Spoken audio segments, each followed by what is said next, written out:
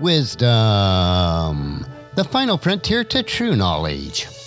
Welcome to Wisdom Trek, where our mission is to create a legacy of wisdom, to seek out discernment and insights, to boldly grow where few have chosen to grow before. Hello, my friend. I am Guthrie Chamberlain, your captain on our journey to increase wisdom and create a living legacy. Thank you for joining us today as we explore wisdom on our second millennium of podcast.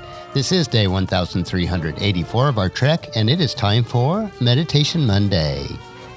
Taking time to relax, refocus, and reprioritize our lives is crucial in order to create a living legacy. For you, it may be just a time alone for quiet reflection, or you may utilize some sort of structured meditation practices. In my life, meditation includes reading and reflecting on God's Word and in prayer. It is a time to renew my mind, refocus on what is most important, and making sure that I am nurturing my soul, mind, and body. As you come along with me on our trek each Meditation Monday, it is my hope and prayer that you too will experience a time of reflection and renewing of your mind. Spring is a time for planting flowers and vegetable gardens. Many of us engage in this relaxing and enjoyable pastime. So today let's meditate on, what are you planting? Last weekend, Paul and I planted our flowers along the edge of our sun porch, in the antique planter beside our back door, in the 5 large pots adorning the front porch, and the 3 hanging pots along the front porch. This year we planted impatiens, since they grow well in part shade and their flowers last all summer long into the fall. They do take a while to grow out entirely, but they are full and pretty most of the summer. Our peonies, which line the outer edge of our front porch and along the old fence line in the backside of our house, are full of buds and will be blooming soon also. In addition to the flowers, we also planted 4 tomato plants, 4 sweet red peppers, 2 each of cucumbers and zucchini, and a patch of spearmint. We enjoyed it and look forward to reaping the rewards for our efforts. Our efforts are an example of the biblical and universal laws of planting and harvesting. It is as universal as the law of gravity. This law is mentioned in Genesis chapter 8, verse 22. As long as the earth remains, there will be planting and harvesting, cold and heat, summer and winter, day and night. Planting and cultivating a crop is backbreaking work. Ask any farmer who has done intense farming. It is not for the faint of heart, or those who anticipate instant results. Farmers persevere because they know the joy of the harvest.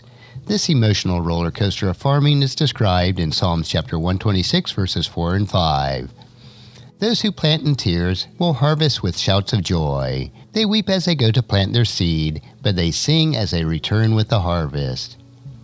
It does require hard work and no real guarantees, but to anticipate a harvest, you must first do the work. Proverbs chapter 20, verse 4 tells us, those too lazy to plow in the right season will have no food at the harvest. Another fundamental truth is that you will harvest only what you plant. We will not expect corn from our tomato plants, nor apples from our zucchini plants. We expect to harvest what we planted. The same is true for all aspects of life, and this concept is described well in Galatians chapter 6, verses 7 through 9. Don't be misled. You cannot mock the justice of God. You will always harvest what you plant.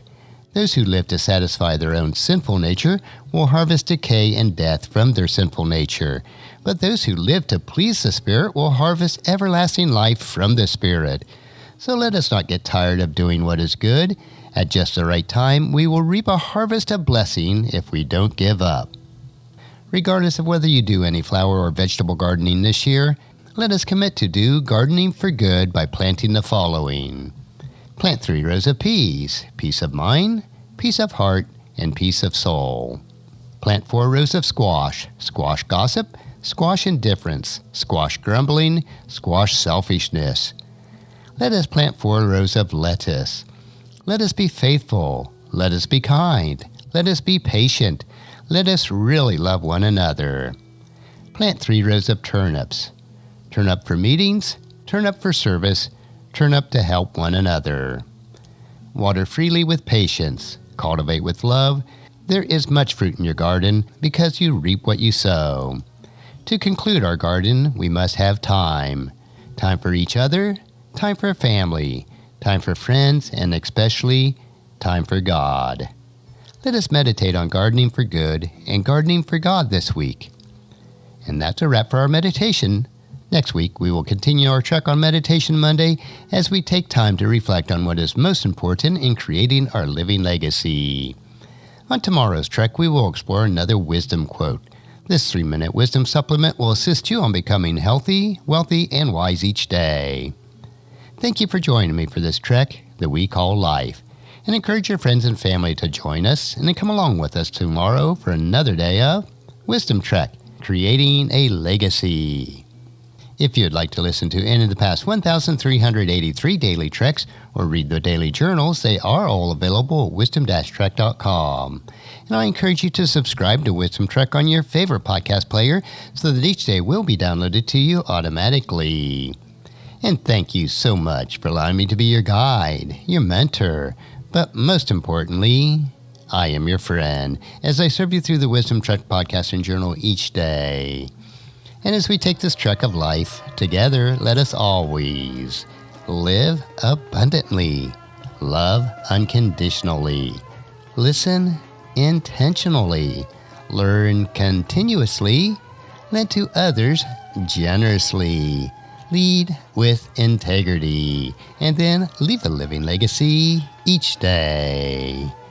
I am Guthrie Chamberlain, reminding you to keep moving forward. Enjoy your journey and create a great day every day. See you tomorrow.